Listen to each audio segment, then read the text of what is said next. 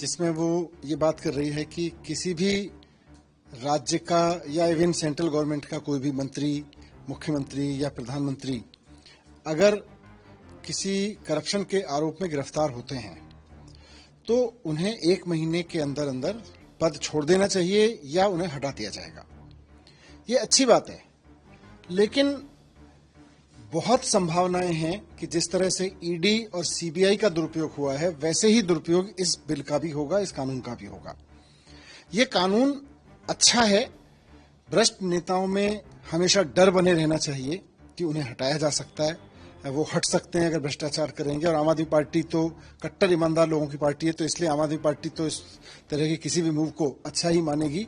लेकिन ये अधूरा है और किसी एक पार्टी को जो केंद्र में बैठी होगी या किसी एक पार्टी को जो कहीं सत्ता में होगी उसको बहुत ज्यादा पावर देता है।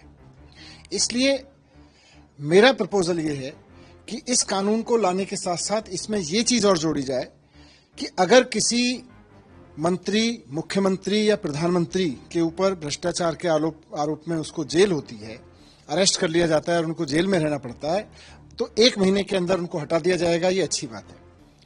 लेकिन आगे चलकर अगर वो नेता, वो चाहे मंत्री हो या मुख्यमंत्री, अगर निर्दोष साबित होता है, अगर उसके ऊपर लगे हुए आरोप सही साबित नहीं होते हैं और उसको बरी कर दिया जाता है, तो इसका मतलब आरोप तो झूठे थे, पॉलिटिकल साजिशन लगाए गए थे। तो जिन लोगों ने ये झूठे आरोप लगाए उनको जेल में जाना चाहिए। जिस ऑफिसर ने किसी मुख्यमंत्री या किसी मिनिस्टर को गिरफ्तार करने का डिसीजन लिया उसको उतने साल के लिए जेल में भेजा जाना चाहिए जितने साल के आरोप उसने झूठे लगाए। जिस एजेंसी ने आरोप लगाए उस एजेंसी के मुखिया को उतने साल के लिए जेल होनी चाहिए जितने साल के लिए झूठे आरोप उसने किसी मुख्यमंत्री या मंत्री पे लगाए।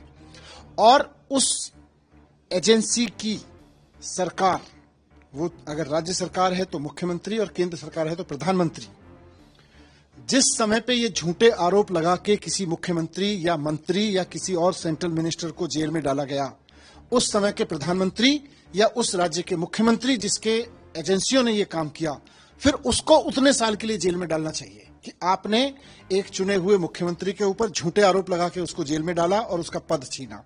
आपने एक चुने हुए मंत्री के ऊपर झूठे आरोप लगाए और उसका पद छीना एजेंसियों का दुरुपयोग करके, तो उसको जेल में रहना चाहिए। तो मेरा यह कहना है कि इस कानून को अधूरा ना लाया जाए, इसको पूरा करके लाया जाए कि अगर किसी के ऊपर आरोप है तो उसको पद से हटना चाहिए, कोई जेल में चला जाता है। लेकिन अगर झूठे आरोप लगा के किसी को जेल में डाला जाता है तो झूठे आरोप लगाने वाले अफसरों और झूठे आरोप लगाने वाली सरकार के प्रधानमंत्री और मुख्यमंत्री को भी उतने साल के लिए जेल में भेजा जाए जितने साल के करप्शन के आरोप, जितने तरह के केसेस के आरोप लगाए गए थे।